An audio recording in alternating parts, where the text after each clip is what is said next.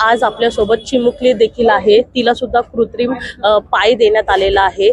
तिच्या म्हणजे फॅमिलीकडून असं सांगण्यात आलं की तिच्या हाय व्होल्टेजच्या करंटमुळे त्या चिमुकलीने आपला पाय गमावला आणि त्याचा देखील आता तिने लाभ घेतलेला आहे। बाळा, काय सांगणार? माझा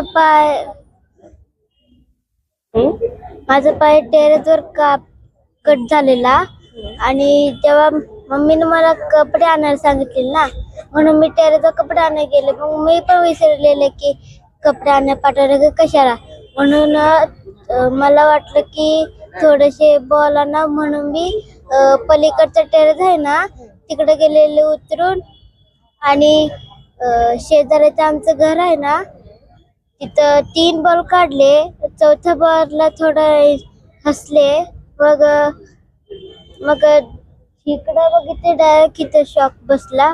मग मम्मी पप्पाला आधी माझ्या भावाला केस जळालेला वास येत होतं, पण त्याला माहित नव्हतं की माझं असं अवस्था झालेलं, म्हणून माझ्या भावाने म्हणलेलं की मम्मीला की मम्मी कशाचं तर वास येतं जळालेलं।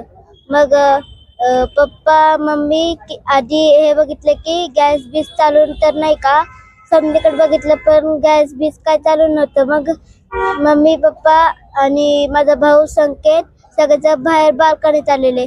मग ना पप्पा म्हणले की तन्नू कुठे आहे? मग मम्मीने म्हणलेली की मी टेरेसवर, तन्नू तर टेरेसवर कपडे आणायला गेली। मग दुवा, माझा भाऊ, मी आणि मम्मी सगळेजण वरती गेलेले आणि तेव्हा ना शरीराचा आवाज आला की कसलं तर दणकडी आवाज आला। मग ते पण आले बाहेर बघायला। मग की तेव्हा ना मी तिथं वरती टेरेसवर शुद्धीवर नव्हते, बेशुद्ध पडलेले। मग पप्पानी कसं करून मला बाहेर काढलं। अच्छा, आता किती वर्षाची आहे बाळा तू? मी 9 वर्षाची आहे। अच्छा, तर या संस्थेमध्ये आली, मग तुला पाय दिला बरोबर? हा मग आता तुला चालता पळता येतं बरोबर ना? बरोबर। अच्छा, आता खुश आहेस तू? खूप खुश। सगळ्यांनी माझं अभिनंदन केलं। दादांशी तुझं बोलणं झालं? दादा काय बोलले तुला, चंद्रकांत दादा?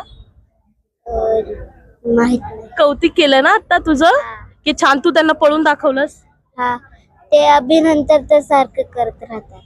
अच्छा, आपण जसं की पाहिलं की कृत्रिम पाय लहानांपासून की वयस्कर